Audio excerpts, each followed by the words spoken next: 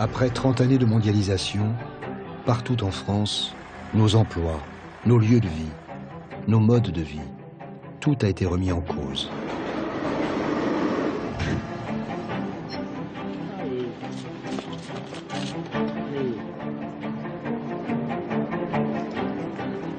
Faut partir de cette ville.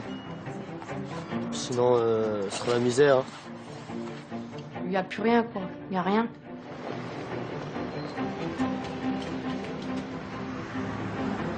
À quoi ressemble la France d'aujourd'hui? Où en sommes-nous? Et où allons-nous? Vivre, c'est... Vivre. Manger, boire, dormir, faire sa vie, construire une vie, faire quelque chose. En fait, c'est faire quelque chose, voilà.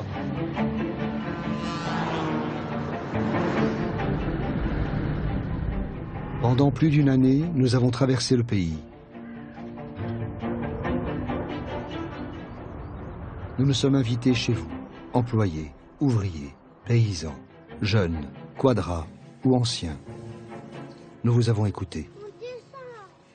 On a tous notre idéal, mais ça colle pas avec la réalité, quoi. Aujourd'hui, moi, il faut que je fasse passer mon savoir de paysanne à des jeunes pour qu'ils s'installent, parce que c'est trop important, quoi. Je suis fier d'avoir été un ouvrier, un simple ouvrier. Mais oui, il y a de l'espoir, bien sûr. À partir du moment où t'en veux, où t'aimes la vie, où ouais, la vie, elle est pas forcément belle tous les jours, mais bon.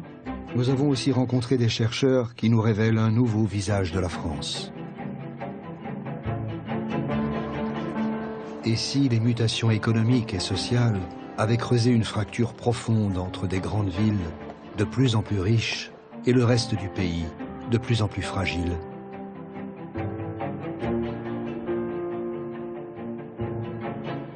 Et si la France avait changé en profondeur?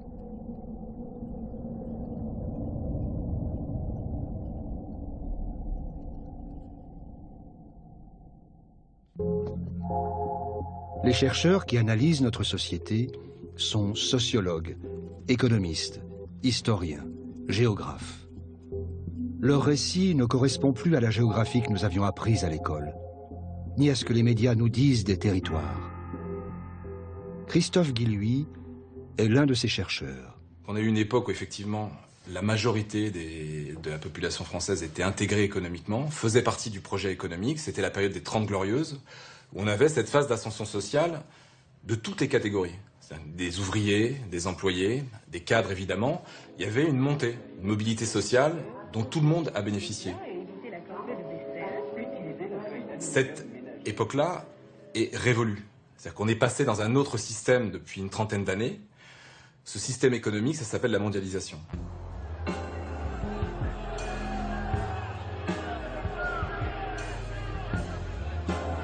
On fait comme si ce phénomène n'avait pas eu d'impact. Or, ça a eu un impact gigantesque sur les territoires et aussi sur les populations. Les lieux de la mondialisation, ce sont les grandes villes, les métropoles, ces aires urbaines gigantesques qui concentrent lieux de pouvoir, centres d'affaires, sièges sociaux, banlieues qui défraient la chronique et places financières. Des métropoles avec une population connectée au reste du monde, au marché global. La mondialisation, c'est la spécialisation de l'économie dans des secteurs très très qualifiés. Et ces secteurs très qualifiés, ils se concentrent et de plus en plus dans les grandes villes. En 3 décennies seulement, la mondialisation a fait des grandes métropoles les lieux quasi exclusifs du dynamisme économique de notre pays. Une fracture s'est peu à peu creusée entre ces métropoles et le reste du territoire. Cette fracture, les chercheurs en géographie sociale ont voulu la comprendre. Pour eux, les traditionnelles cartes de l'emploi, de la pauvreté ou des densités de population ne suffisaient plus à dire la réalité de la France dans laquelle nous vivons. Pour dessiner le nouveau visage du territoire, Christophe Guilluy et son collègue Christophe Noyer ont combiné plusieurs données statistiques, et ce, commune par commune. Ils ont utilisé des indicateurs qui affectent un grand nombre de Français, parmi eux les revenus, le taux de chômage, le nombre des emplois précaires, la part des ouvriers et des employés dans la population. Le résultat aboutit à une nouvelle carte de notre territoire. la France des fragilités sociales.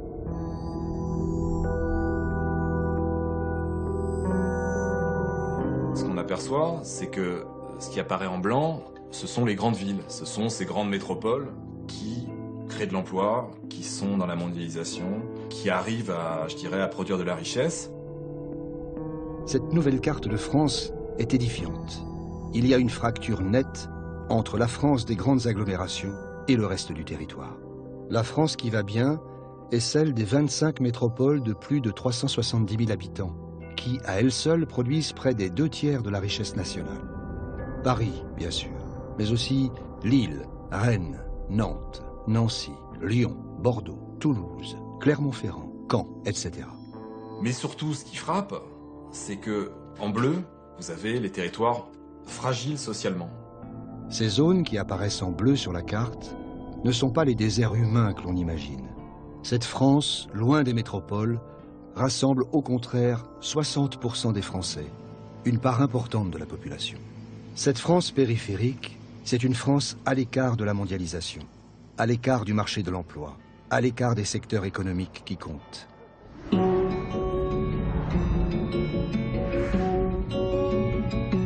Partons donc en voyage, traversons la France, ses villes, ses communes et ses campagnes, pour bien saisir cette nouvelle réalité du territoire. La France que j'appelle périphérique, cette France qui est au-delà des grandes métropoles, c'est pas seulement du rural et c'est pas seulement du périurbain, ça peut être de l'urbain. Par exemple, Saint-Dizier, qui est une ville de la France que j'appelle périphérique, cette France qui est au-delà des grandes métropoles, c'est de l'urbain. Et pourtant, c'est évidemment dans les fragilités sociales. Si le géographe nous parle de Saint-Dizier, aux confins de la Haute-Marne, c'est que Saint-Dizier est une ville représentative de cette France périphérique. Loin des autoroutes, loin des TGV, loin des universités, loin de la mondialisation. À 300 km de Paris, nous sommes arrivés dans un lotissement à proximité de cette petite ville de l'Est. Et nous avons rencontré Morgane. Je m'appelle Morgane, j'ai 19 ans, puis j'habite à Villers-en-Lieu. Il y a 6 km de Saint-Dizier. Ma mère est auxiliaire de vie, elle aide les personnes âgées. Mon père, il travaille à la sous-préfecture à Saint-Dizier, il fait les passeports, les cartes grises, les permis de conduire et tout ça. Dans ton univers familial, la question du boulot, ça n'a jamais été un problème? Si, un peu quand même, oui. Oui, il y a eu un peu d'inquiétude. Ma mère, tout le temps, elle disait je fais je sais pas combien d'heures pour toucher que 800 €. Je sais pas si je vais changer de boulot ou pas. Elle se posait des questions quand même. Et ta maman, elle tient le coup? Ouais. Je voulais arrêter l'école. Donc du coup, je travaillais à l'usine. Et voilà. Ce qui est chiant dans l'intérim, c'est qu'on sait jamais quand est-ce qu'on va reprendre le boulot ou quand est-ce qu'on va partir. C'est ça qui est pas... Bah, j'attends que la boîte intérim me rappelle pour que je retravaille à l'usine, pour que je m'inscris au code, que je puisse passer mon permis. C'est dur pour les jeunes ici? Ouais. Ouais, c'est dur de trouver du boulot à Saint-Dizier parce qu'il n'y a plus rien, quoi. Il n'y a rien.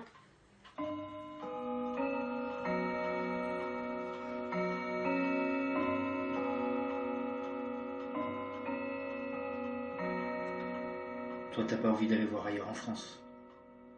Bah, pour l'instant, non. Après, peut-être que quand je passerai le permis, tout ça, pourquoi pas dans quelques années, mais maintenant, là, non. Pour l'instant, je veux rester ici. D'accord.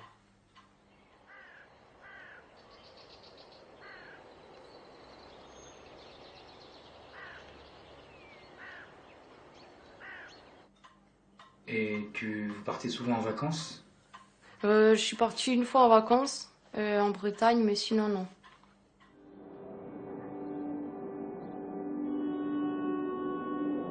J'ai toujours passé mes vacances ici, ouais.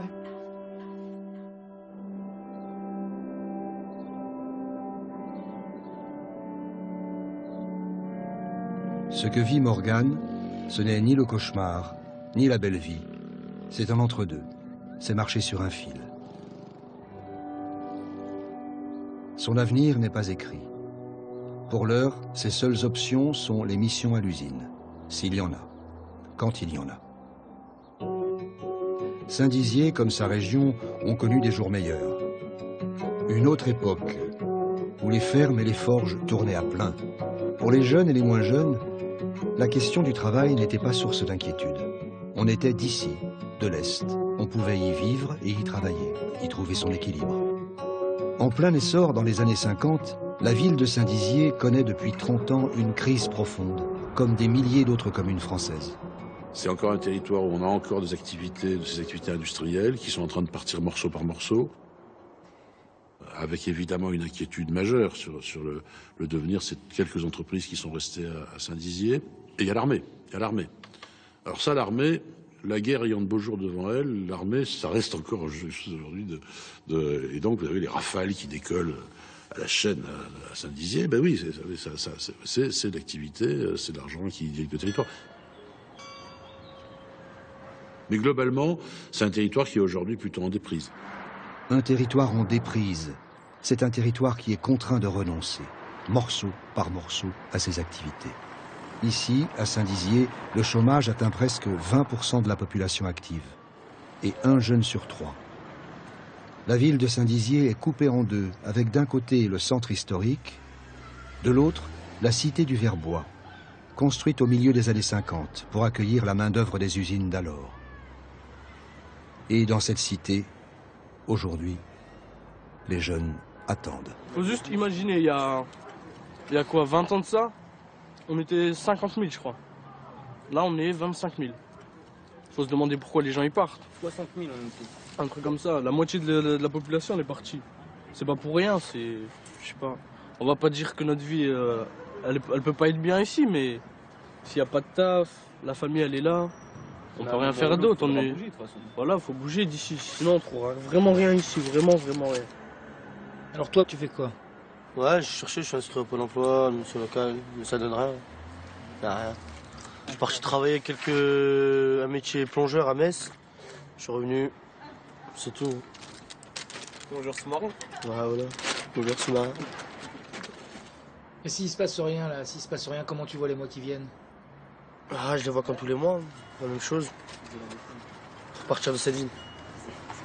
Sinon, ce sera la misère. Hein. On reste là, rien faire, on se lève, il est 4 heures, on va à l'UJC, on traîne jusqu'à 20 h, jusqu'à la fermeture, après c'est tous les jours comme ça. Il n'y a plus rien à faire, il n'y a plus rien, l'école ça ne donne plus envie. Ouais, après ceux qui sont condamnés à rester ici, ils sont morts dans le film.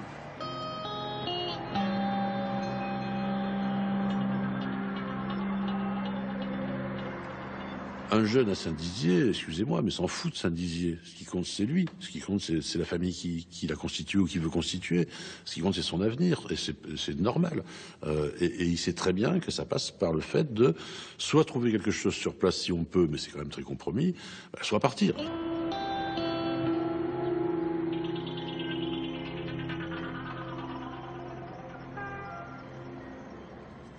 Bah, moi, je suis parti l'été dernier, il y a 6 mois. Je suis parti sur un coup de tête et je suis parti à Paris, dans le 19e. J'ai eu du mal aussi à trouver un apprentissage, je m'y suis pris un peu tard. J'ai trouvé là au mois de décembre, ça fait 3 mois que je travaille. Et voilà, il y a de quoi faire, quoi. Tu t'ennuies pas, Tu vis. Tu vis, voilà, tu vis. C'est quoi vivre? Vivre, c'est... Vivre. Manger, boire, dormir, faire sa vie, construire une vie, faire quelque chose. En fait, c'est faire quelque chose, voilà. Alors faut-il rester et y croire encore, comme l'a fait Morgane, en attendant une hypothétique mission d'intérim? Ou partir, comme l'a fait Mohamed, pour chercher un avenir ailleurs?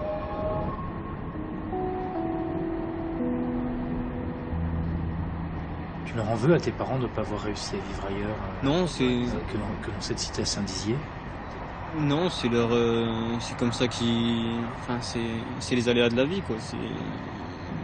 C'était destiné. C'est passé comme ça et... Bien sûr que j'aurais préféré grandir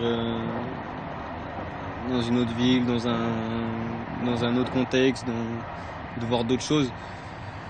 Mais bon, voilà, c'est comme ça et je pourrais pas revenir en arrière. Mais je veux que mes enfants, ils connaissent pas la même chose que moi, parce que c'est dur quand même. Moi, dans ma famille, ça n'a pas toujours été financièrement la belle vie, quoi. Et quand on voit ceux qui galèrent en fin de mois, ceux qui s'en sortent pas, et qui peuvent pas bouger, j'ai vraiment envie d'évoluer et de gagner ma vie honnêtement et durablement. J'ai trouvé une formation avant de partir à Paris, chez les Compagnons. C'est en alternance. Je fais un apprentissage en 3 ans. Et c'est moitié école, moitié entreprise. Et donc, j'avais trouvé l'école, il me restait plus que l'entreprise à trouver. Et en plus, la plomberie, ça me plaît, donc je prends pas ça comme une corvée ou un truc à faire. Ça vient de soi-même. Si j'aurais pas eu ma grand-mère à Paris, je sais pas où je serais à cette heure-ci, mais en tout cas, je pense pas que j'aurais avancé quelque chose dans ma vie. Je serais toujours au même point. Et c'est vraiment ça qui m'a permis, d'avoir un pied à terre à Paris. C'est vraiment ça qui m'a permis de bouger, quoi. On n'a pas tous cette chance-là, malheureusement.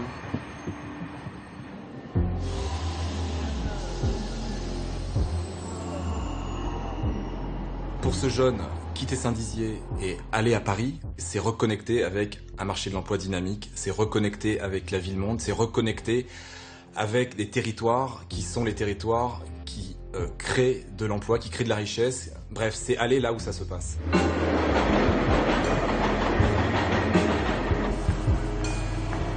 L'essentiel de la création d'emplois se fait dans les villes aujourd'hui, dans les grandes métropoles. Les champs du possible sont dans la grande ville, les champs du possible sont dans les grandes métropoles. Et quel que soit le type d'emploi. L'Île-de-France est le plus gros bassin d'emploi du pays.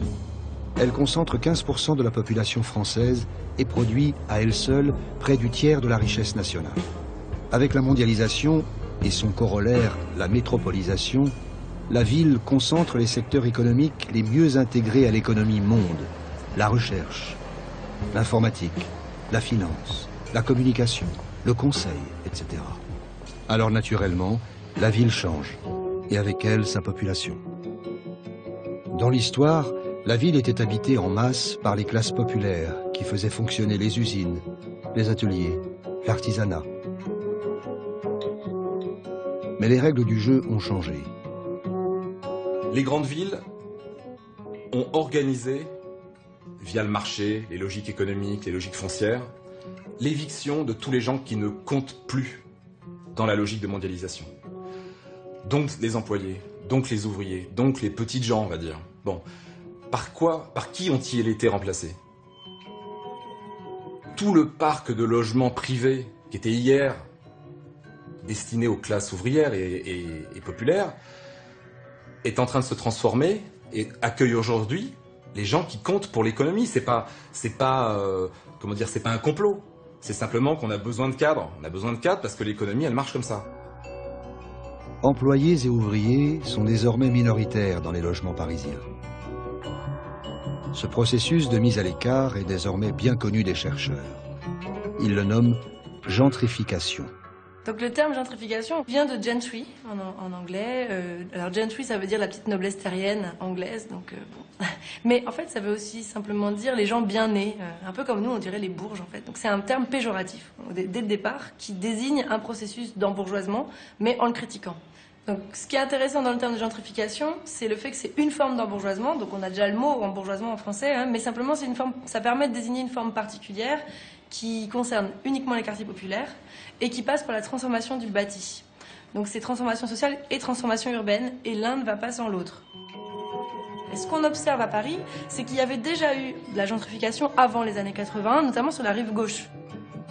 Quand on pense rive gauche, on pense très aisé. Or, il y avait avant des quartiers très populaires, comme le quartier de la rue Mouffetard, qui était un quartier populaire, qui maintenant est quartier aisé, très touristifié, muséifié.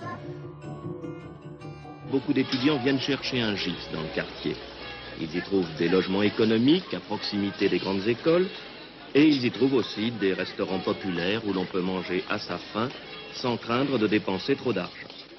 Mais dans Paris, c'est la proximité des beaux quartiers qui favorise l'embourgeoisement ou la gentrification. Donc ça s'est diffusé, c'est un processus de diffusion spatiale de ces beaux quartiers vers d'abord la rive gauche. Par exemple, dans le 6e arrondissement, il y avait le côté Faubourg Saint-Germain très aisé, et puis le côté des petites rues, la rue Saint-André-des-Arts, etc., où là c'était plus populaire. Et c'est là où il y avait le Faubourg Saint-Germain alternatif, le jazz, etc. Ça a mis du temps, beaucoup de temps à s'embourgeoiser, mais aujourd'hui, les librairies du 6e arrondissement sont remplacées par des grands couturiers, Armani et Gucci. C'est la suite de ce processus, même si ça a pris beaucoup de temps.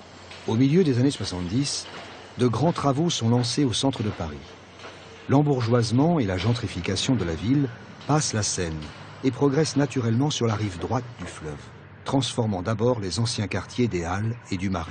La vocation future du quartier des Halles de Paris sera essentiellement culturelle, artisanale et commerciale. Le Centre d'art contemporain en sera la pièce maîtresse.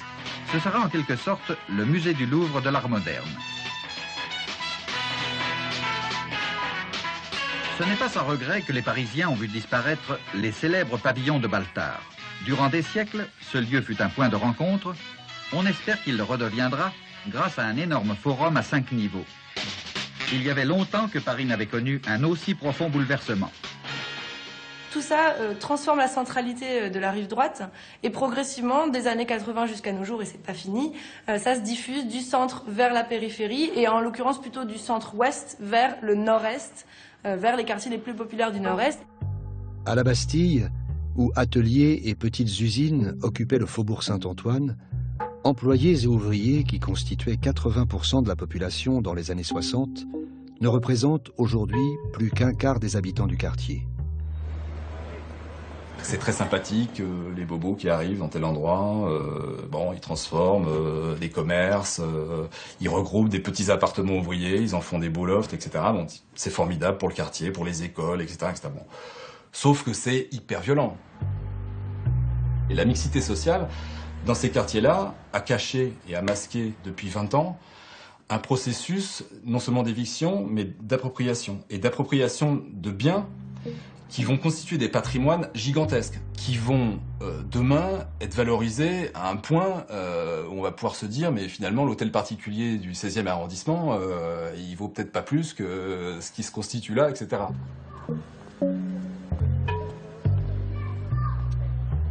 Dans 20-30 ans, l'ensemble des grandes villes françaises ressembleront à des musées, genre ce sera l'équivalent du Marais à Paris. Il n'y aura plus un espace de parc privé qui ne sera pas gentrifié. La ville moderne n'est plus une ville pour tous.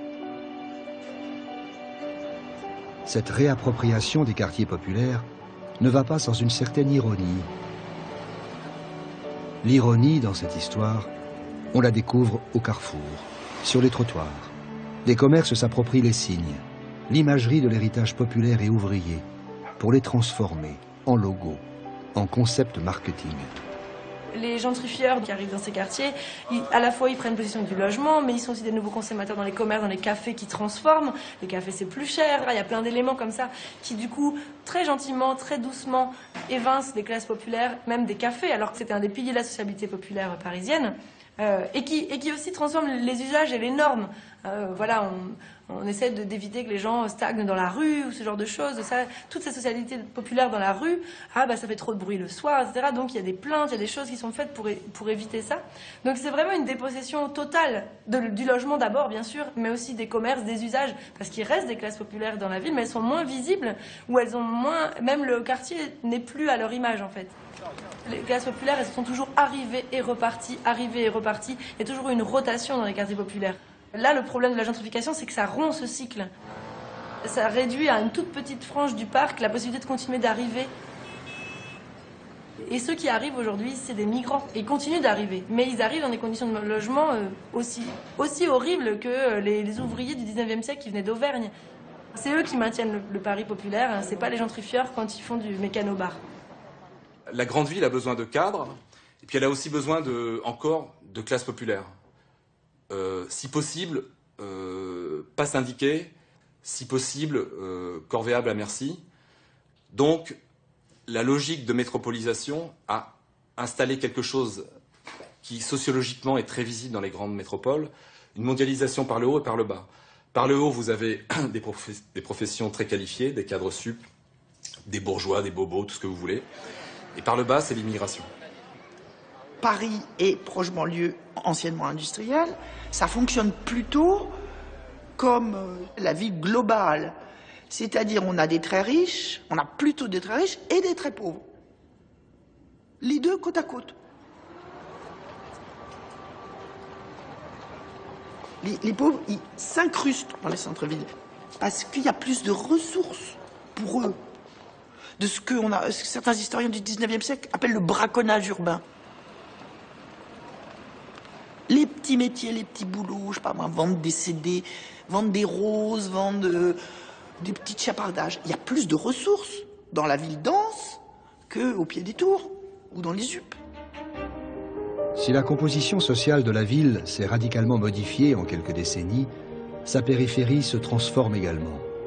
Aux portes de la capitale, la Seine-Saint-Denis est, de ce point de vue, emblématique. Là, c'est une démonstration de laboratoire. Entre 55 et 75, vous avez une apogée de l'industrie. Donc, de la classe ouvrière, des municipalités communistes, plein emploi industriel, etc. Ça vole en éclats entre 75 et 95. Il y a 20 ans de friche industrielle. Les usines s'en vont, personne ne sait quoi faire. Les municipalités communistes bloquent les terrains parce qu'ils ne veulent pas voir partir leurs usines, ils sont dans une position défensive, ils ne veulent pas que les usines s'en aillent. Bon, et puis le chômage commence dans ces années-là. En France, en 1975, il y a 1 million de chômeurs. C'est nouveau, c'est radicalement nouveau. On avait oublié depuis les années 30 qu'il pouvait y avoir des chômeurs. Et donc, les ouvriers, les employés, bon, ils vont peu à peu quitter ces territoires pour aller ailleurs, d'autant qu'une partie d'entre eux ont déjà accédé à la propriété pavillonnaire. Mais il y a 20 ans de panne de l'aménagement et des idées, 75-95, à la louche. Dans les années 90, arrivent de nouvelles générations de responsables politiques.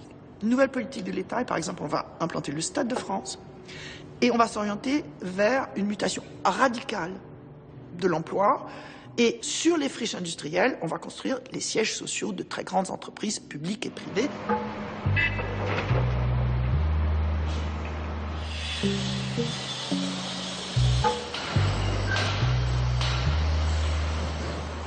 Allez filmer la gare du RER B, La Plaine, à 8h30 du matin, vous avez un flot de cadres comme à la Défense.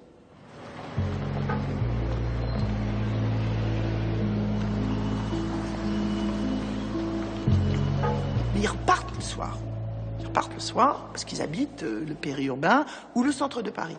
Et la population résidente est pour une grande part une population en très grande difficulté, une population de services, mais de services nettoyage, gardiennage, etc., une population de chômeurs, une population très jeune et largement immigrée, mais immigrée au sens français et étranger. Le projet, c'était que les cadres habitent sur place. Les cadres, ils n'habitent pas encore sur place. Ils y habiteront sans doute un jour.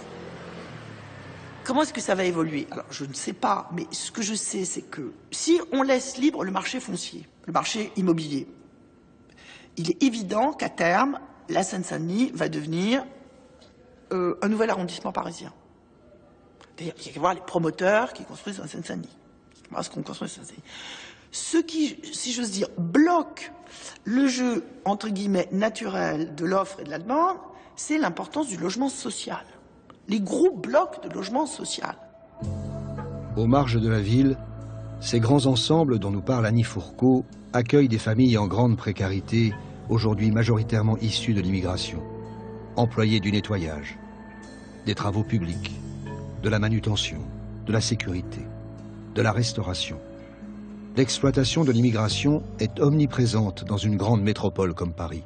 Dans les grandes métropoles, vous avez donc des quartiers qui concentrent ces catégories populaires immigrées, qui sont, elles, évidemment, dans des situations de fragilité sociale optimale. Depuis 20 ans, ces zones urbaines sensibles occupent l'espace médiatique et les discours politiques. On les montre du doigt. On y filme la misère, la violence, les émeutes.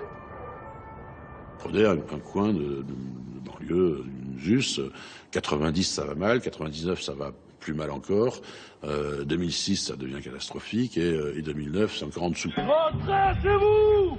Ils seraient les ghettos français, les lieux de tous les maux de la ville.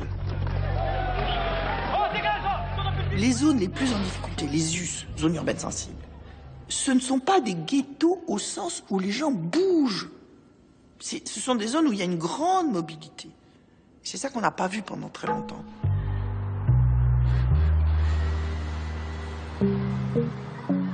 Dès lors que ces territoires sont des territoires où on a une mobilité qui est importante, hein, on a à peu près un tiers du parc de logement qui se renouvelle tous les 4 ans. Donc il y a des gens qui sortent, des gens qui rentrent. Les populations qui rentrent, notamment les populations d'immigrés qui arrivent, sont des populations qui sont de plus en plus précaires, de plus en plus en difficulté.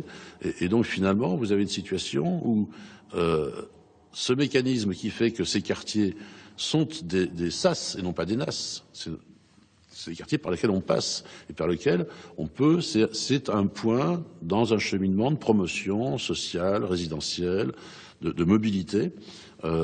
Finalement, on peut parfaitement imaginer, et c'est ce qu'on a montré dans un rapport, que quand un territoire va de plus en plus mal, ça ne veut pas dire que les populations vont de plus en plus mal, et que donc, de cette façon, on ne fera jamais de quartiers normaux avec ces quartiers-là. La question, c'est d'en faire des quartiers qui soient utiles pour les individus.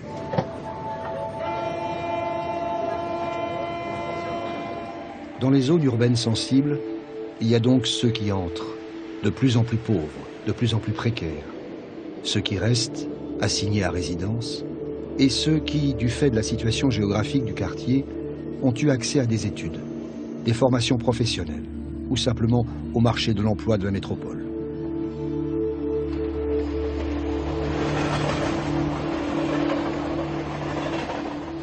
Je connais un lotissement près de Goussainville. Ce sont uniquement des jeunes ménages maghrébins, d'origine maghrébine, qui ont quitté les grands ensembles et qui ont acheté là. Alors, en bout des pistes de Roissy, certes, mais ils ont acheté là. Ici, à l'extrémité de la métropole, en parcourant les ruelles du quartier des Noues de Goussainville, nous avons rencontré Mehdi. Avec Joanne, sa compagne, ils ont quitté la cité de l'Est de Paris, dans laquelle ils ont grandi. Mais un jeune ménage d'origine immigrée, dès qu'ils accèdent à un emploi, etc., ils n'ont pas envie de rester là où il y a de la drogue, il y a de la délinquance, et ils ne peuvent pas éduquer leurs enfants, donc ils bougent. Je suis animateur en centre de loisirs. En arrivant à des salaires entre 1500 et 2000 euros, on n'accède pas à la propriété à l'heure actuelle. Du coup, j'ai trouvé un boulot dans le privé. Donc, il a fallu pour ça que je fasse des formations. Hein. Je savais que le métier du transport, c'est les métiers qui employaient. Donc, je commençais par mon permis poids lourd. Ensuite, j'ai passé un cassesse grue et puis je suis devenu grutier, tout simplement. Comment on arrive ici, c'est tout simple, hein. On a un budget, on cherche ce qu'on peut avoir par rapport à notre budget, quelque chose qui pourrait plus ou moins rentrer dans ce qu'on voulait, et puis on enlève la moitié nos envies, et puis voilà quoi, on arrive... Maintenant je pense on va là où on peut acheter, quoi. On va vraiment là où on peut se loger maintenant.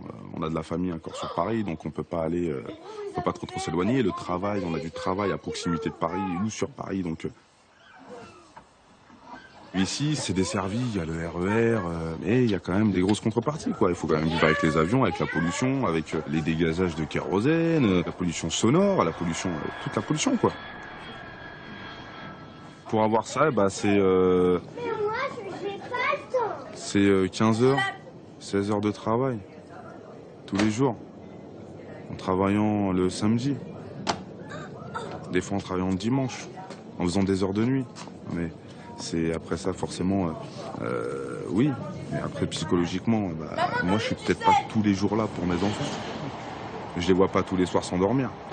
Donc ok, la finalité, quand on voit le tableau, là il fait beau, on voit le tableau, on fait un petit repas en extérieur, etc. On a de la famille qui vient, les enfants sont jolis, etc. Tu montes s'il te plaît par ici ? Mais sincèrement, voilà, c'est un joli tableau. À quel prix? Il faut être là tous les jours pour le voir, le prix. Parce que là, on voit que la finalité. Bien sûr, la finalité, elle est jolie.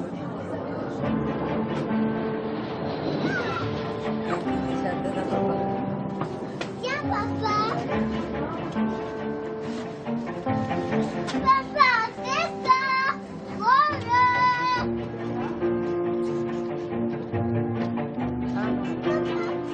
Allez. Un étalon. T'as vu? Vous allez à une manche comme ça. Donc toi, tu as l'impression de connaître par rapport à ta famille l'ascension sociale ou non? Je pense que l'ascension sociale, bon, elle est toujours possible. Je pense que il y a eu une ascension sociale de nos parents ou de l'ancienne génération. Mais pour avoir une ascension sociale aujourd'hui, non, ouais, il y a eu une ascension. Maintenant, ouais, c'est la. Sincèrement, on sent vraiment la chute. Enfin, digression, c'est ça que vous avez parlé. Dégression. Déclassement. Déclassement, ouais, c'est plutôt ça. Mehdi ne croit plus en cette sacro-sainte ascension sociale, dont il est pourtant un bon exemple. Et nous en sommes tous là, à nous poser cette question. Où va-t-on? De quoi sera fait notre avenir? Comment nos enfants s'en sortiront? Et si nous n'arrivions pas à endiguer le chômage de masse qui perdure depuis 30 ans? À une autre époque, cette question ne se posait pas.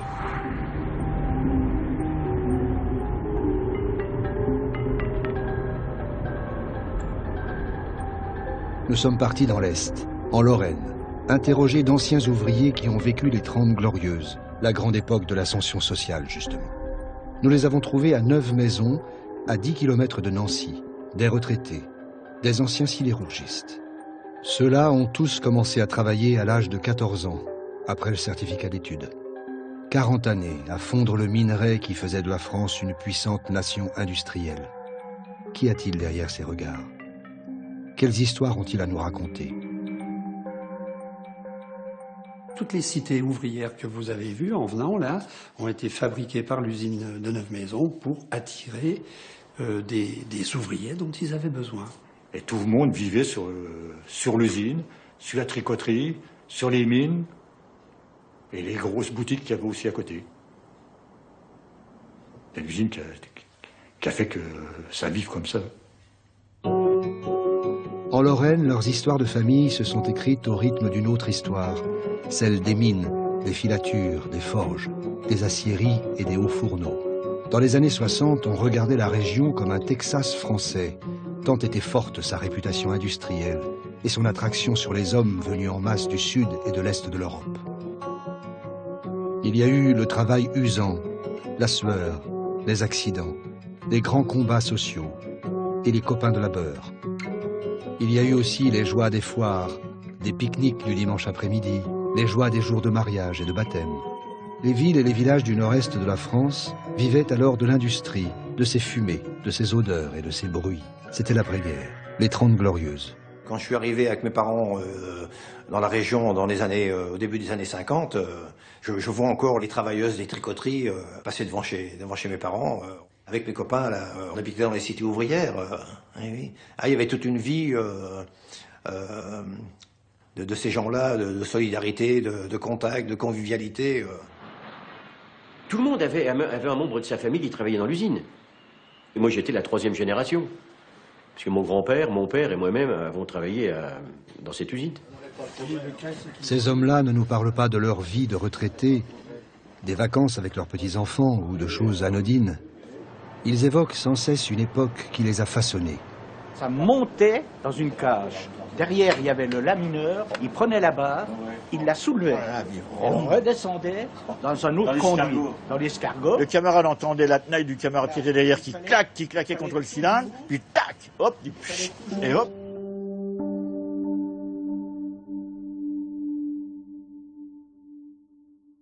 Ces anciens nous parlent de ce travail aliénant qui les a pourtant construits, du chômage qui est une violence pour ceux qui le vivent. Je me souviens d'avoir lu un article du Monde en 68 où ils annonçaient 200 000 chômeurs. Et le journaliste disait, si on atteint la barre des 300 000 chômeurs, ça va être la révolution. Et maintenant, on est à 3 millions. Il n'y a pas eu la révolution. Donc, il y a quand même des questions à se poser par rapport à ça. Hein. Oui, oui, oui. Mais enfin, bon, c'est vrai que c'est dur à avaler. Hein. Oui. 3 millions de chômeurs, c'est 3 millions d'entre nous en situation de fragilité sociale. Vu de loin par ceux qui nous gouvernent, c'est un chiffre encombrant, mais abstrait. Vu par ceux qui le vivent ou le voient venir, c'est un cauchemar.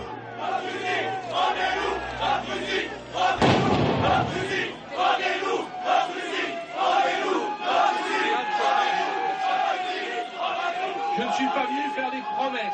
Quand je vois le journal télévisé avec tout ce qui se passe en ce moment, c'est vrai que ça me ramène 20 et quelques années en arrière. Je revis ces moments-là.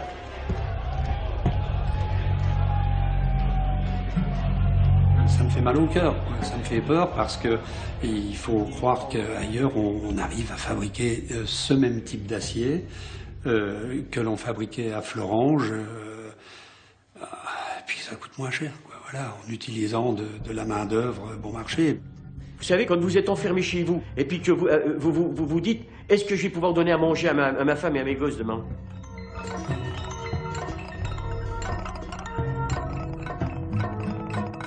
Nous, on travaillait. On partait en grève, mais on avait toujours notre travail. Et eux, aujourd'hui, ils se battent parce qu'ils n'ont plus de travail. C'est pas la même chose, hein, là. Là, nous sommes dignes. Vous comprenez? Des ouvriers dignes qui se battent pour sauver leur emploi. Il faut être respecté. Il faut que le salarié soit respecté en tant qu'être humain. C'est plus le cas aujourd'hui.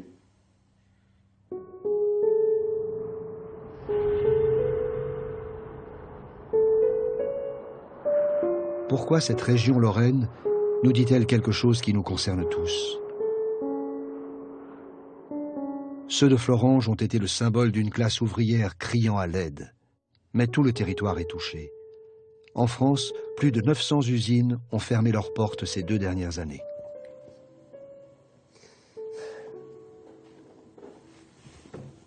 Il faut passer une vitesse.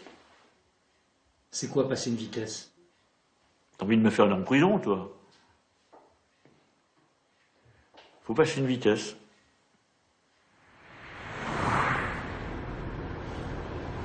Il faut vraiment une action de plus en plus dure par rapport au patron, au fonds de pension. Mais plus dur, ça veut dire quoi? Il faut vraiment que ce soit dur. Ça veut dire aussi bien prendre un couteau, aussi bien prendre un fusil, aussi bien prendre des cordes pour les pendre, parce qu'ils méritent que ça. Je suis fier d'avoir été un ouvrier. Un simple ouvrier. Pourquoi? J'ai toujours été un simple ouvrier. Je ne suis jamais monté à aller demander quoi que ce soit pour moi-même. Jamais.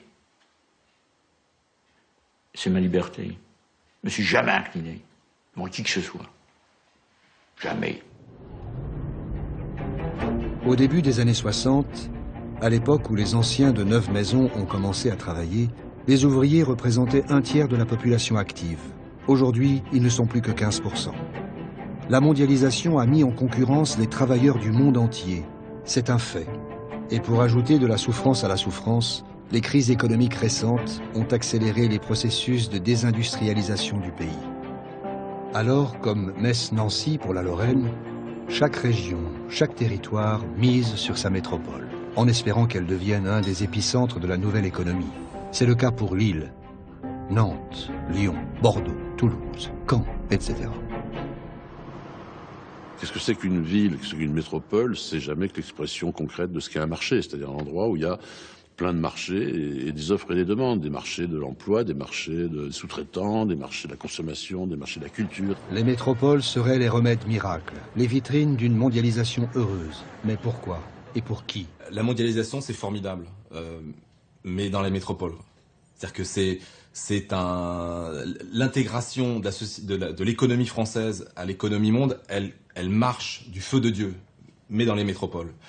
Les gens qui vivent dans les métropoles bénéficient de la mondialisation, c'est formidable. Voilà. Que se passe-t-il alors au-delà des métropoles? Dans ces territoires où vivent 60% des Français, nous sommes allés de l'autre côté du pays, à l'ouest, en Mayenne, à Vilaine-la-Juhel. La Mayenne est un département des Pays de la Loire, une région dont la métropole est Nantes. Ce territoire enclavé, rural, c'est une terre de paysans et d'ouvriers de l'industrie agroalimentaire. Un département qui connaît l'un des plus bas taux de chômage du pays. Pourtant, pour Christophe Guilluy, c'est un territoire de fragilité sociale. La Mayenne, c'est beaucoup d'emplois précaires et un grand nombre de familles aux revenus modestes. Alain et Sylviane vivent dans le nord de ce département, dans un hameau de 400 habitants. Elle est née ici. Lui vient d'une cité de la banlieue parisienne, qu'il a quittée il y a 25 ans pour venir s'installer à la campagne. Ils ont acheté à crédit une petite maison avec un bout de jardin.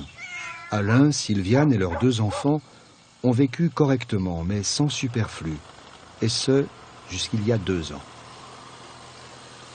Après 17 années de travail dans une scierie locale, après la faillite de celle-ci, Alain n'a pas retrouvé de travail comme ouvrier.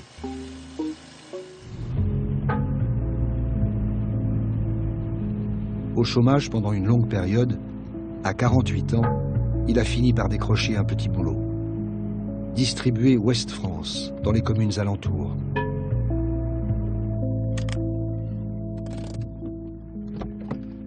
Je me lève à 2h30 et je vais à l'église pour mes journaux et je fais ma distribution. Et on met, quand on n'est pas embêté avec la neige, on met 3h, 3h30. D'accord, du coup c'est un temps partiel. Ouais. Qu'est-ce qu'on va faire après 7h30? Il n'y a rien d'autre. Hein.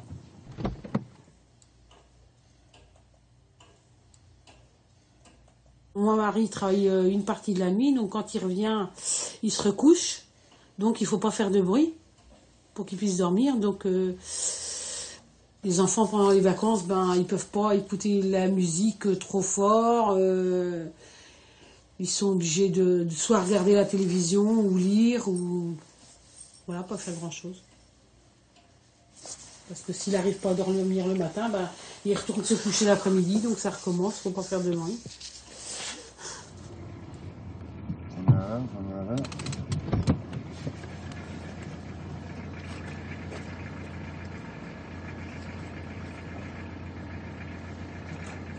Et donc, vous, madame? Là, aujourd'hui, je suis sans travail. J'ai fait des remplacements l'année dernière. J'ai distribué les journaux à Ouest-France aussi, mais c'était que des remplacements. Parce que là, vous avez l'impression qu'il y a moins de propositions d'intérim? Là, il n'y a rien du tout. Hein. Il n'y a aucune proposition. Hein. Parce que là, vous... Ou c'est peut-être le fait aussi qu'on n'a plus qu'une voiture aussi. Hein, C'est-à-dire, expliquez-moi. Auparavant, on avait 2 voitures jusqu'à l'année dernière, quoi. Et le fait que on n'a plus qu'un quart de salaire, on ne peut pas se permettre de racheter une autre voiture. Donc on n'a plus qu'une voiture. Et du coup, ça pose problème par rapport au travail? Ah oui, oui, parce que l'année dernière, on m'avait proposé un travail pour travailler sur Mayenne et c'était en 2-8 aussi. Donc mon mari l'avait puisqu'il part à 3h du matin, donc je ne pouvais pas l'avoir à 4 pour aller travailler à 5h, quoi.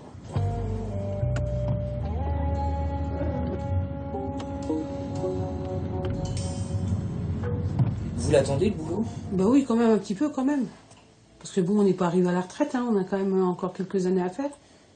Donc, oui, on espère quand même trouver quelque chose. Même un travail à mi-temps, mais au moins quelque chose, quoi.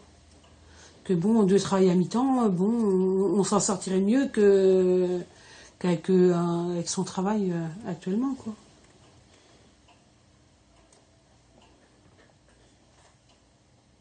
Et vous, Alain? De quoi? Moi, c'est autre chose. Et vous, le boulot Me trouverais autre chose derrière, ça serait bien. Ça ferait un temps complet. Hein.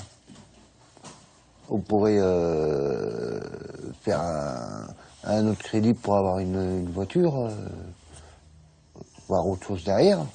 Et puis, comment je veux dire, pour le loyer, pour tout. Hein. Il y aurait 2 pays, je veux dire. On n'aurait pas repoussé les échéances pour la maison et tout ça. On n'avait plus que 9 ans à payer, mais vu la situation difficile, on a été obligé de négocier avec la banque, quoi. Payer des traites un peu moins fortes, mais bon, ça rallonge. Ça a rallongé de 3 ans. Donc comment vous voyez le futur proche, là, l'année prochaine Ben, on espère que ça va s'améliorer toujours. Que bon, c'est vrai qu'il y a toujours eu des moments difficiles, puis après ça repart, donc on espère que ça repartira. Hein. Pourquoi pas, après tout. Et les politiques, t'en attends quoi? Je crois plus en rien. Le problème, c'est que ils promettent, mais t'as jamais rien. Alors. Pourquoi voter? Toi, carrément, t'as décidé de plus voter? Non, mais j'ai jamais voté. Ça t'arrive d'avoir envie de changer de vie? Moi, ça m'arrive. Bon. Et ça t'arrive d'avoir envie de changer d'endroit? D'endroit? Comment ça? De région? Bon, non. Moi, je suis bien où je suis. L'idée qu'on peut bouger de sa maison pour aller trouver un emploi dans une zone d'emploi active quand on est propriétaire précaire est absurde. Puisque c'est tout ce qu'il reste aux gens, leur toit. C'est-à-dire qu'au moins, ils sont logés.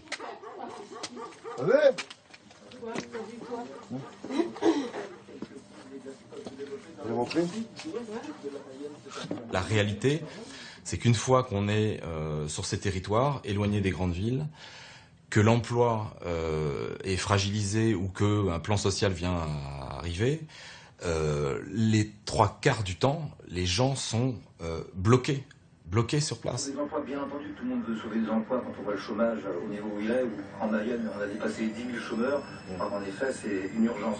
Mais pour sauver ces emplois ou pour en créer d'autres, il faut une économie qui marche, et qui marche dans le bon sens. Et là, le problème de la politique, c'est qu'on va vers l'austérité.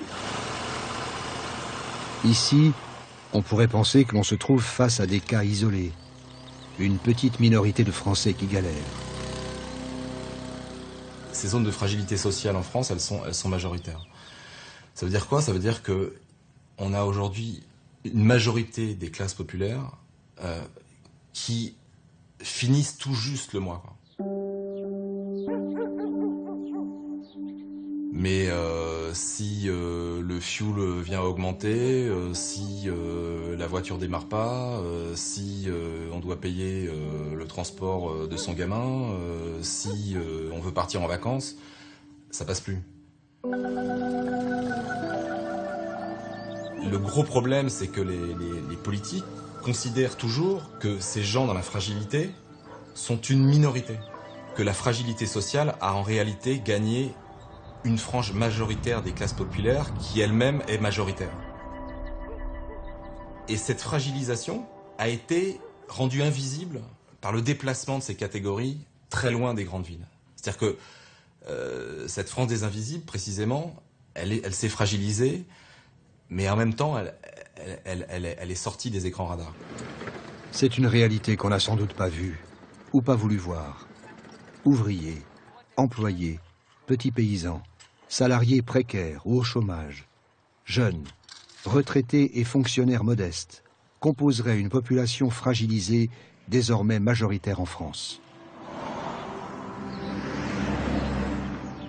Vilaine-la-Juhel, à quelques kilomètres du hameau d'Alain et Sylviane, est un exemple ordinaire de cette France populaire. C'est un bourg de 3000 habitants, des gens qui travaillent dans les fermes, dans les PME, dans l'usine locale ou dans le service, et bien sûr beaucoup de retraités, chez lesquels Baïja travaille. En général, je commence à 7h30, 8h, je pose mes enfants à la garderie. Au début de la matinée, souvent, c'est des toilettes, lever les gens. Après, c'est du ménage. Et le soir, à 18h30, je finis ma journée. Ça fait combien de temps que tu fais ce boulot? Depuis 2004, ça va faire 8 ans. Baïja élève seule ses 2 enfants et travaille une trentaine d'heures par semaine. Aujourd'hui, 4 600 000 Français travaillent comme elle à temps partiel.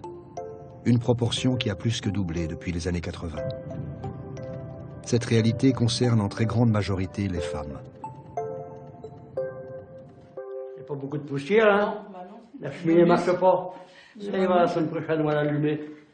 Surtout, c'est essuyer tout le temps. Ah, vous avez du boulot. Ouais, ça ne me dérange pas du tout.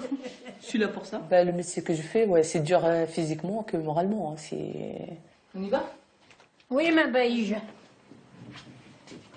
Madame belle, la petite. Non, vous savez, Vous voyez, j'aime pas ça comme ça. vous Non, aimez bien. j'aime pas ça comme ça, c'est comme ça. Non.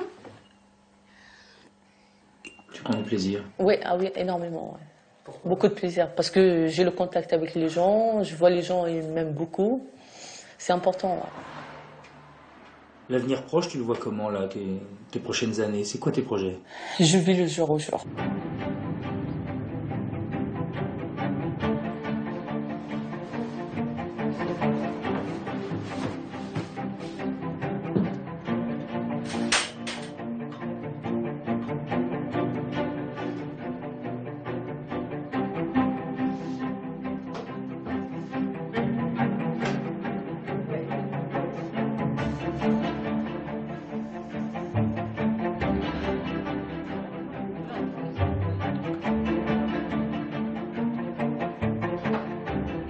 Je vois par rapport à mes enfants, oui, je pense à leur avenir. Plus qu'on a des études, plus que quand même le travail il est moins dur. Donc si je comprends bien, tu aimerais bien que tes enfants... Qui ne seront pas comme moi quand même.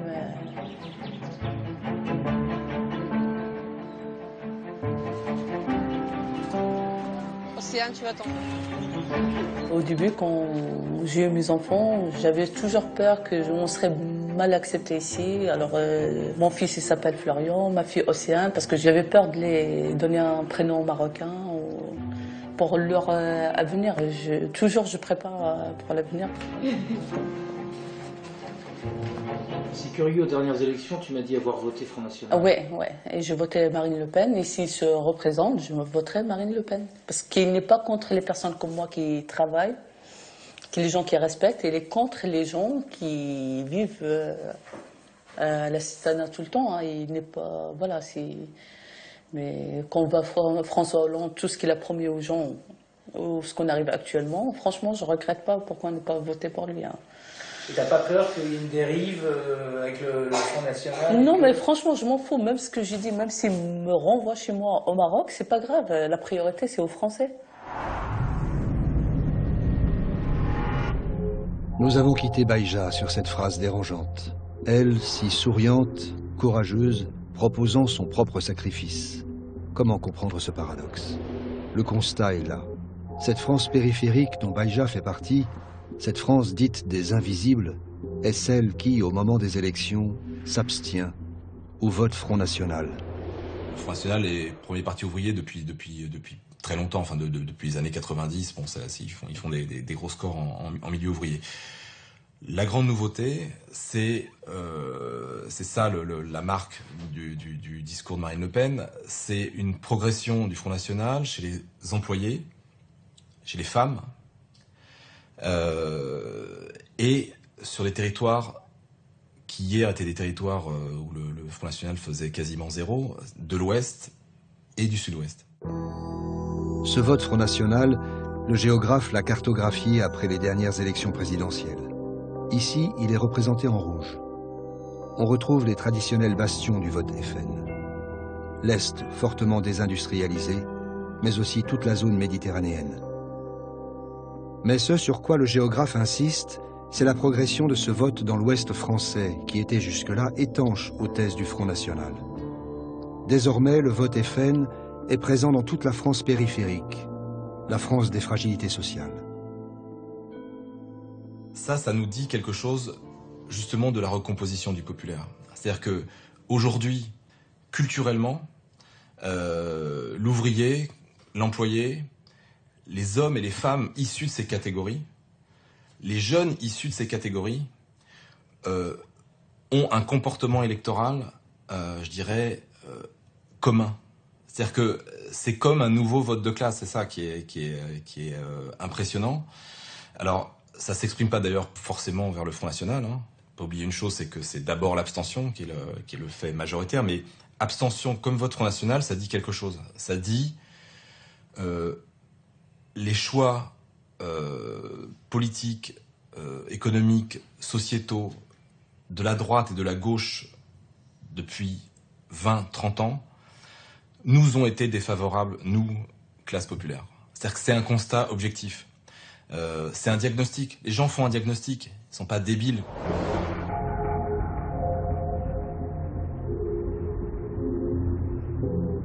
Nous avons continué la route plus à l'ouest, vers la côte atlantique, jusqu'à Saint-Nazaire, la ville des chantiers navals.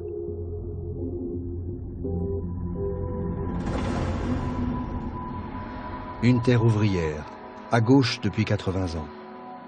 Une nouvelle terre de chasse du Front National.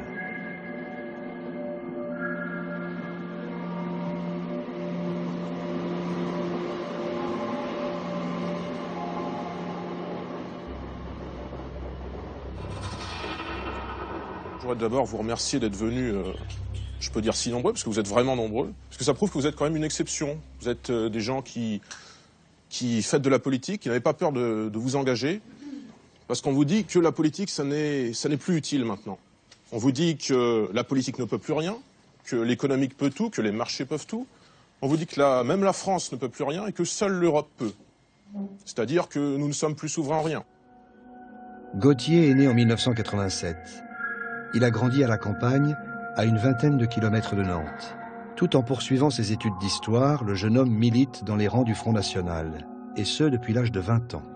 J'ai beaucoup d'amis qui étaient soit de gauche, soit un petit peu de droite, soit pas politisés du tout. Mais j'ai l'impression qu'il y a eu chez certains, chez même beaucoup de gens, y compris des gens de gauche ou d'extrême gauche, il y a un respect qui s'est installé dans le rapport qu'ils pouvaient avoir avec moi, parce qu'ils se rendent compte que c'est un engagement qui est pérenne. C'est pas juste un engagement d'adolescence, et que ça devient petit à petit ma vie au quotidien, quoi. Nous sommes au-delà de nos clivages partisans, au-delà du fait que nous soyons du FN, nous sommes toutes les tendances des Français qui pensons que la France, le drapeau, et un certain nombre de valeurs sur lesquelles on ne veut pas transiger, sont au-dessus de tout. C'est le système UNPS qui se partage le pouvoir pour le bénéfice de quoi? Du peuple ou d'élites sociales, de toutes petites élites? Moi, je pense plutôt que c'est la deuxième solution. Il y en a un qui vient avec moi de l'autre côté, là?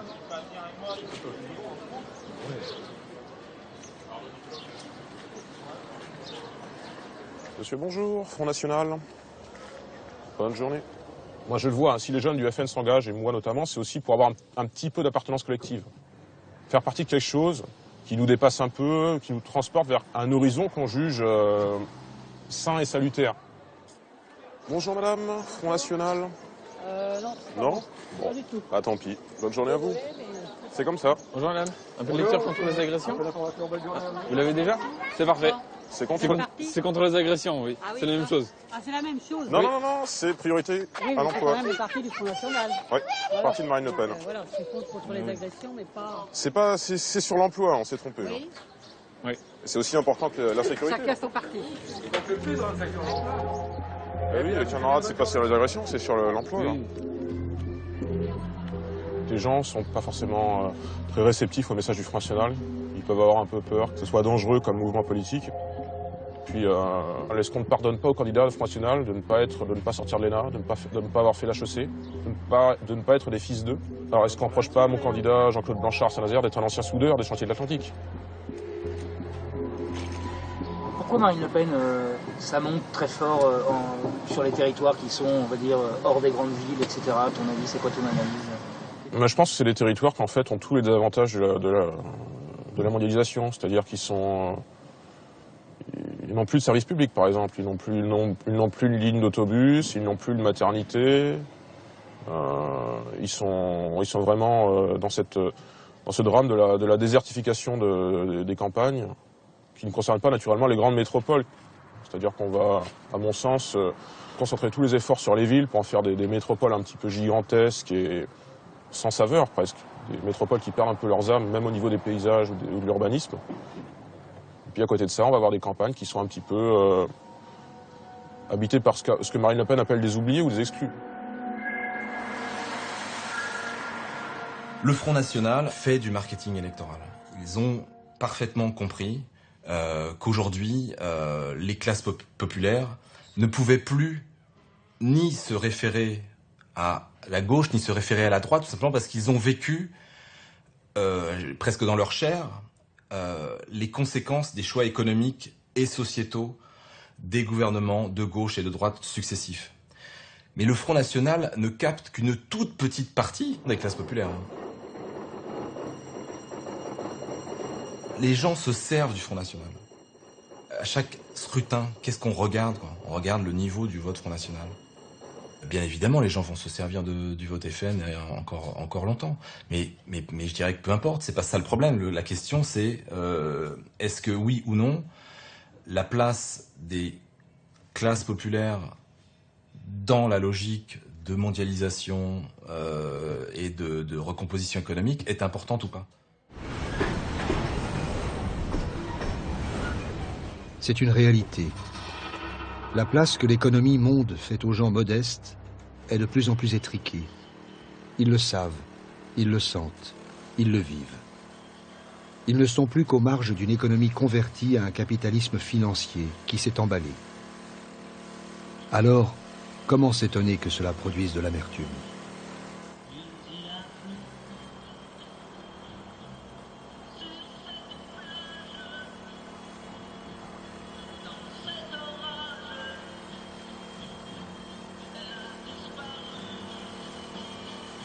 Pour le Conseil économique, social et environnemental, il y aurait aujourd'hui en France 12 à 15 millions de personnes pour qui les fins de mois se jouent à 50 ou à 150 € près. Employés et ouvriers ne sont pas les seuls touchés par la fragilité sociale. Nombreux sont les paysans, les petits exploitants qui connaissent les mêmes difficultés. Aujourd'hui, un paysan sur 4 vit en dessous du seuil de pauvreté, quand plus de la moitié d'entre eux gagnent à peine le salaire minimum. On a des poires, c'est quand même pas de la merde. Personne n'en veut. Les petits paysans sont en voie de disparition sur le territoire, alors même que les très grosses exploitations, elles, continuent de grandir. Il n'y aura plus de paysans, il n'y aura que des chefs d'exploitation. Les chiffres sont éloquents. Il y avait 10 millions d'exploitations agricoles en 1945, 1 million en 1990, 500 000 aujourd'hui. Ça me fait mal. Chaque jour, en France, un agriculteur se suicide. Et 200 exploitations ferment chaque semaine, faute d'un repreneur ou parce qu'elles sont en faillite. Nous sommes allés en Languedoc-Roussillon, à Jonquière-Saint-Vincent, chez Jocelyne et Jean-François, des maraîchers qui cultivent légumes et fruits de saison. Je suis née dans l'Aube, en Champagne, de papa paysan, bien sûr, dans l'élevage et principalement des vaches laitières. Et jusqu'à mes 30 ans, j'ai fait autre chose que de l'agriculture.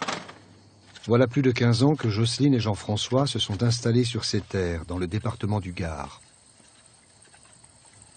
On faisait de l'export, principalement Allemagne, Suisse et Angleterre. Agriculture biologique, mais intensive, c'est-à-dire 4 à 5 produits à l'année, principalement de la salade d'hiver, courgettes et melons l'été. Allez, on va dans la serre, viens. Quand on plante 7000 salades dans cette serre, on vendait nos 7000 salades. C'est-à-dire qu'on vendait les salades du milieu qui faisaient 350 grammes et puis on vendait celles du bord qui sont toujours moins grosses parce qu'elles ont plus froid, enfin bon. Et là, il y a eu donc un grand nombre de gros paysans qui sont passés en bio dans les années 2000. Et là, on a commencé à nous demander des produits calibrés. C'est-à-dire que la salade de 350 grammes, c'est-à-dire les 4000 du centre de la serre, se vendait. Et puis, on a commencé à broyer les 3000 salades qui restaient sur les bords. Il faut savoir quand même que quand on vend grossiste, on ne choisit pas notre prix. C'est l'acheteur qui choisit le prix de la salade. Pour Jocelyne et Jean-François, très vite, les soucis s'accumulent. Aux exigences des grossistes viennent s'ajouter quelques années de climat difficile. Il aura suffi de 3 années pour que la situation du couple de maraîchers devienne inextricable. Je me suis remise en question. C'était 2005. J'avais 50 ans. Et les huissiers à la porte. La petite exploitation familiale aurait dû fermer ses portes. Asphyxiée par les dettes, la paysanne se retrouve face à la justice. quand je me présente devant la juge, je me suis dit, il faut que, si je veux continuer, il va falloir que je justifie de notre commercialisation. Si je lui dis je continue à travailler avec les grossistes et à vendre mes produits et à jeter 40% de ma production, elle va pas me laisser continuer, quoi. Et là, j'ai eu des personnes autour de moi qui m'ont parlé des AMAP. Les associations pour le maintien d'une agriculture paysanne, dites AMAP, sont apparues au début des années 2000. Elles appartiennent à ce qu'on appelle l'économie sociale et solidaire, un secteur qui regroupe les mutuelles, les associations et les coopératives. L'économie sociale et solidaire emploie près de 2,5 millions de salariés, soit 10% des actifs. Depuis la crise de 2008, c'est un secteur où l'emploi progresse de 2% par an, quand le secteur privé classique, lui, recule. Devant le juge, en octobre, j'arrive et je lui dis, voilà, donnez-moi une chance, laissez-moi du temps pour rebondir. Et je lui explique en 10 minutes ce que sont les AMAP. Les AMAP réunissent des familles de consommateurs qui s'engagent à acheter chaque semaine la production d'un agriculteur local. Tous les ans, au mois d'octobre, je fais un bilan comptable, je fais un prévisionnel et je divise par le nombre de familles que j'ai et ça fait un prix de panier. Cette relation directe du producteur au consommateur garantit un revenu annuel à l'agriculteur et des légumes de qualité au juste prix aux citadins des métropoles. Un pont entre les territoires, un lien entre des Français qu'un fossé séparait. Si le temps le permet, hein, on serrera Noël de près avec tout ça. Regarde. Beau, hein? 6 ans après avoir sauvé sa petite entreprise, la grande fierté de Jocelyne, c'est de nourrir des familles dont elle voit grandir les enfants.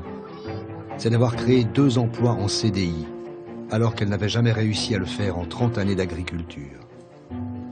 Et c'est surtout de s'être définitivement affranchie des grands réseaux de distribution et des lois du marché. Je ne sais plus aujourd'hui combien coûte le kilo de fraises, combien coûte la salade, combien coûte le chou. Je m'en moque complètement.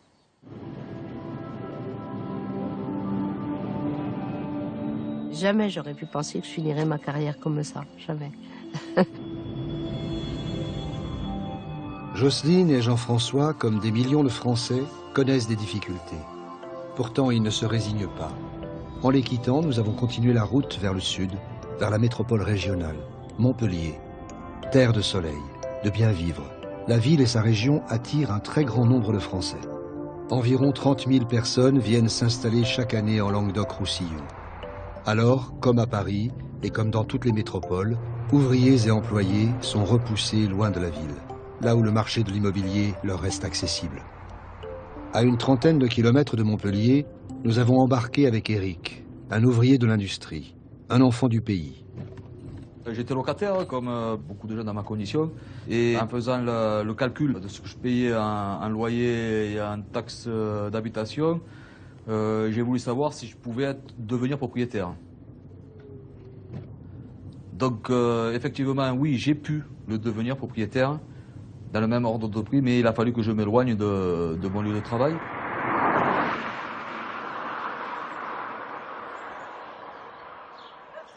Je me suis fait une approximation, je me suis dit, par rapport à mon lieu de travail, je ne veux pas dépasser 30 km. J'ai évité donc sur ce rayon de 30 km les grands centres urbains comme Montpellier et puis tout ce qui est littoral parce que les prix de l'immobilier comme les taxes d'habitation et la taxe foncière est vraiment ça s'adresse pas à ma condition d'ouvrier quoi voilà. Quand j'étais gamin, je vivais donc à Ballaruc-les-Bains. C'est un joli village et à l'époque, il n'y avait pas toute cette spéculation immobilière. Donc mes recherches sont beaucoup plus orientées à l'intérieur des terres. Donc voilà, donc j'ai commencé à chercher un peu dans des zones plus ou moins désertiques. Et j'ai fini par trouver quelque part dans ce petit village quelque chose qui me correspondait. Ça veut dire qu'en fait les classes populaires sont repoussées. Ah ben oui, ou alors les classes populaires sont regroupées dans des ghettos comme on en voit de partout dans les grandes villes, quoi, dans les grands ensembles urbains. L'ouvrier, le simple salarié n'a plus rien à faire dans sur le littoral, quoi. Il n'est il n'y est même plus invité. Nous sommes la sous-culture de la région d'où on est né. Voilà, c'est ça. On nous repousse dans les terres. On est repoussé dans les terres et toutes les industries s'en vont. On s'aperçoit que c'est remplacé par des retraités mais des gens qui mais pas de chez nous, des retraités qui viennent d'ailleurs et qui ont beaucoup d'argent aussi, et tant mieux pour eux. Mais bon, qui viennent sur Montpellier, et on voit que l'industrie, le travail, comme on pouvait le voir à l'époque, et où on pouvait vivre à côté de son boulot, eh bien, c'est plus possible aujourd'hui, on s'en aperçoit. On peut plus s'approcher. Mais même la banlieue proche de Montpellier n'est pas approchable du tout, quoi. Et toi, Christophe? Je suis né dans un quartier, la ZUP, comme on dit, à 7. Bon, j'ai eu le CDI, donc je suis parti de chez mes parents. Je suis parti en ville, j'avais un loyer de 850 €, charges comprises, et donc je m'en sortais pas. Tous les mois, c'était à coût de 1500 € de découvert, quoi, à peu près. De là, je suis revenu dans le quartier, mais avec les enfants, c'était vraiment pas possible, quoi. Pas possible, les cages d'escalier, c'était rempli de dealers, tu passais, tu rentrais chez toi, ils te regardaient de travers, mais ça m'énervait grave. De voir laisse tomber, voilà.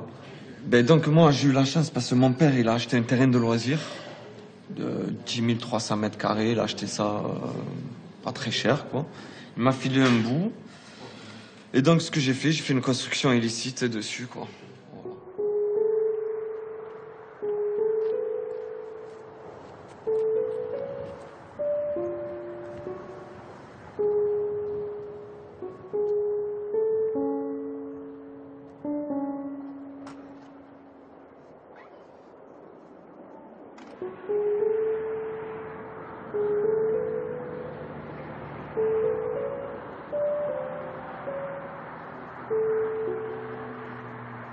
Je crois que c'est les bulldozers qui viendront et je resterai dans la maison, quoi. Mais donc ça, c'est pas une angoisse par rapport à la vie de famille? Eh si, j'y pense.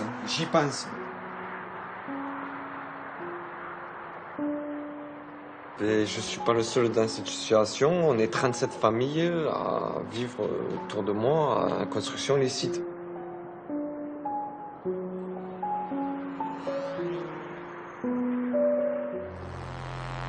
Les difficultés de logement de ces ouvriers sont aggravées par les récents mouvements de population sur le territoire. Un phénomène de vase communicant parfaitement visible si l'on regarde une carte du déplacement des Français d'un département à l'autre. Une carte des migrations qui est édifiante. En violet, les régions qui, entre 2003 et 2008, ont perdu de la population. En blanc, celles qui sont restées stables. En orange, celles dont la population a augmenté. Les Français quittent le nord et l'est pour aller vivre à l'ouest et au sud du pays. Dans cette dynamique, la zone urbaine de Montpellier affiche ces 10 dernières années une croissance de sa population de 14%, le double de la croissance de l'Île-de-France. Le problème, c'est que vous continuez, vous allez tomber à un moment donné sur une impasse en termes de congestion, en termes de destruction totale du paysage. Si vous prenez le littoral, si vous prenez la ville de Montpellier elle-même, si vous prenez les coteaux qu'il y a autour, on est une espèce de glacis congestionné qui déjà commence à poser des tas de problèmes de fonctionnement, avec un émiettement, avec une dépendance à l'automobile absolument colossale, des gens qui pour se loger vont à 30, 40, 50 km. Donc on a déjà une situation qui commence à être tendue, mais en même temps, si ça s'arrête, c'est encore pire. Donc on est sur une situation, on est sur un vélo, dans une pente légèrement savonné, et on ne sait pas bien s'il faut mettre les pieds par terre pour freiner, mais à ce moment on risque de tomber, ou si on continue, mais à ce moment on va tomber dans le trou qui est au fond.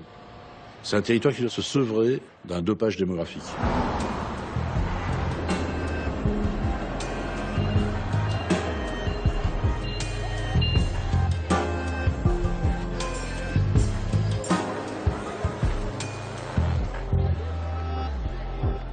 Laure est une de ces nouvelles arrivantes qui est venue faire sa vie ici, à Montpellier. Elle a grandi à Firminy, une petite commune non loin de Saint-Étienne. À Firminy, il y a beaucoup de difficultés parce que il n'y a pas tellement de travail que ça. Il y a une usine et encore, ils virent à tour de bras parce qu'il y a de moins en moins de boulot. Il n'y a rien à faire, quoi. Enfin, c'est gris, voilà. C'est une ville tout en longueur, une ville industrielle. Enfin, Il n'y a pas de verdure spécialement, il n'y a rien à faire, quoi. Fille d'un ouvrier et d'une femme au foyer, Laure a 11 ans lorsque ses parents divorcent. À cette époque, le quotidien de la jeune fille et de ses frères devient difficile. Envoyée en foyer à l'âge de 15 ans, Laure tente une formation professionnelle.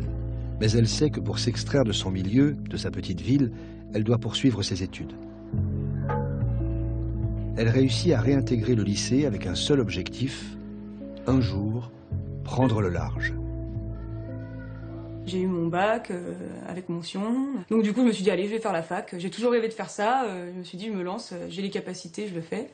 Je vais voir une conseillère d'orientation, on examine un petit peu tous les trucs qui me plaisent. Et l'anthropologie, elle me parle de ça, je connaissais pas, ethnologie, anthropologie. J'ai dit, mais c'est pour moi, voilà. J'ai fait 3 ans de fac, plus ou moins difficile quand même, parce que toute seule à Lyon, la première année, je connaissais personne. Et ben, j'ai plus du tout de thunes, donc il va falloir se mettre à bosser. Donc je trouve des petits boulots en intérim. Je commence par des trucs de merde, hein, bipage pour les inventaires, on fait que du bip, bip, bip tout le temps. Puis à force de leur demander, vous avez pas autre chose, vous avez pas autre chose, vous avez pas autre chose, à chaque fois que je faisais des inventaires, elles m'ont dit, ah, on a peut-être quelque chose pour vous. Donc là, j'ai commencé en restauration. Je travaillais sur un bateau à Lyon. J'ai eu la chance de tomber sur des gens super qui m'ont tout appris de A à Z. Je faisais du ménage au black aussi chez des particuliers pour me faire encore un peu plus de sous. Pareillement, j'allais à la fac, je me mettais vachement de pression pour la fac, vachement de pression pour le boulot, et ça faisait trop de choses. Il y a eu des gros moments de craquage. J'espérais avoir la mention très bien, j'avoue. J'étais un peu déçue, j'ai eu mention bien, mais c'est vrai que si j'avais eu la mention très bien, j'aurais poursuivi. Parce qu'il y a des bourses au mérite quand on a la mention très bien, et ça m'aurait permis de continuer.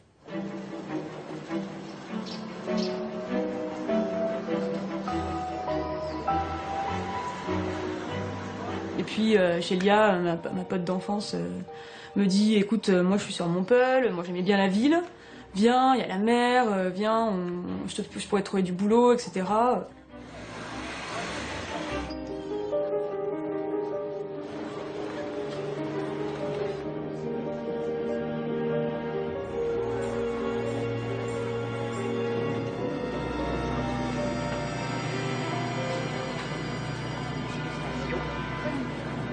Après avoir bossé 8 mois dans une grande chaîne avec donc mon amie Chélia, on s'est bien rendu compte qu'on était exploités. Alors déjà, exploité, je le suis depuis que je bosse, hein, parce que quand t'as pas un diplôme assez élevé ou une connaissance, etc., c'est un peu compliqué. Ça fait des années qu'on se connaît, on a déjà bossé ensemble, on sait ce qu'on vaut bien mieux que ça. On n'a que des petits CDD, CDI de merde, 20h, 25h, on n'arrivera jamais à mettre des sous de côté dans tous les cas. On se dit, viens, on s'achète un petit bar, on se fait un truc, petite salle de concert, on fait des petits jus, des cafés, des trucs, machin. On rêvait un peu, quoi. Laure et Chélia imaginent alors leur projet. Un food truck au camion-restaurant, avec soupe et salade bio. On est tous toujours pressés, on n'a pas le temps pour rien. Donc même pour manger, il faut manger vite.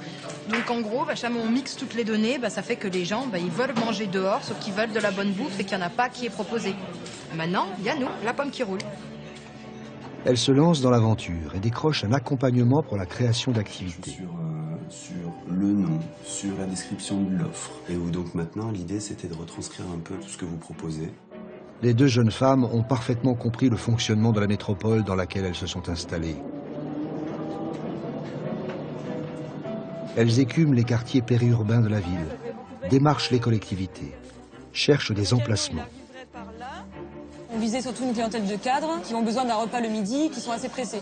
Donc les zones d'activité, c'était ce qui nous correspondait le plus. Ça passe par tout le monde, c'est pas uniquement des cadres.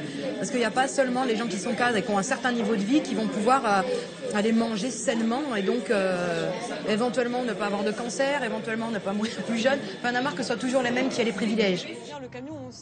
Après des mois de travail, leurs allocations chômage s'épuisent. Laure et Chélia, qui n'ont personne pour les soutenir financièrement, doivent reprendre du service dans une pizzeria de Montpellier. Une étape seulement pour les 2 jeunes femmes qui ne se découragent pas et qui ont la certitude de bientôt boucler leur projet. Moi, depuis toute petite, déjà j'avais qu'une hâte, je me souviens très bien, le nombre de nuits où je me disais vivement mes 18 ans, ils ont mes 18 ans, que je parte, que j'ai ma vie, quoi. Au final, je suis partie même plus tôt, je suis partie à 16 ans, donc... Et j'ai toujours aspiré à mieux. Enfin, je sais pas, peut-être que je me fais des films ou quoi, mais je me suis toujours dit, je vaux mieux que ça et que un jour je ferai un truc vraiment important, soit pour moi, soit pour d'autres gens aussi, mais enfin, je me suis toujours sentie souvent dans ce que je faisais, ou même par mes parents, ou sous-estimée, etc. Mais je sais que je vaux mieux et que j'arriverai à faire quelque chose de ma vie. S'inventer une vie, un avenir, tenir au quotidien, trouver sa place quelque part en France, c'est une question qui ne cesse de nous travailler, tous, en profondeur. Celles et ceux qui nous ont ouvert leurs portes, une année durant, nous ont dit la vie dure ou les espoirs, et tous regardent la réalité en face. Dans la France d'aujourd'hui, il y a ceux qui ont gagné, ceux qui attendent encore, ceux qui rêvent d'ailleurs et ceux, très nombreux, que la mondialisation a laissés de côté. À quoi tu penses? Hein? À quoi tu penses? Ah, rien du tout. La majorité des classes populaires sont aujourd'hui à l'écart d'un projet conçu par nos classes dirigeantes, pas depuis hier, depuis 30 ans. Tout le malaise économique, politique, démocratique qu'on vit depuis 30 ans est là. Il y a aussi ceux qui résistent, ne se résignent pas, inventent de nouvelles solutions et continuent à rêver à un avenir meilleur. Mais oui, il y a de l'espoir, bien sûr. À partir du moment où t'en veux, où t'aimes la vie, où ouais, la vie, elle est pas forcément belle tous les jours, mais bon, elle est belle pour personne. Hein. Celui qui gagne 1 million par mois, est-ce qu'il est bien plus heureux que moi? Je sais pas, hein. Il peut pas sortir comme il veut. S'il a une éraflure sur son bateau, ça va le faire chier. Enfin, voilà, quoi. Il a une autre vie que moi. Enfin, moi, ça m'intéresse pas, tout ça, quoi. Avoir une grosse bagnole, tout ça, c'est pas l'essentiel, quoi. Moi, ce qui m'intéresse, c'est d'être bien, quoi, de voyager, d'avoir des discussions intéressantes avec des gens, voilà, de pas être paniqué par le moindre galère, de vivre bien avec moi-même, quoi. Être en paix avec moi-même, être en paix avec le monde, avec la nature, avec plein de choses. Nos dirigeants politiques ont-ils bien pris la mesure de la situation de notre pays? Faut-il croire que la fracture française est irrémédiable? Ou devons-nous espérer qu'un autre monde est possible?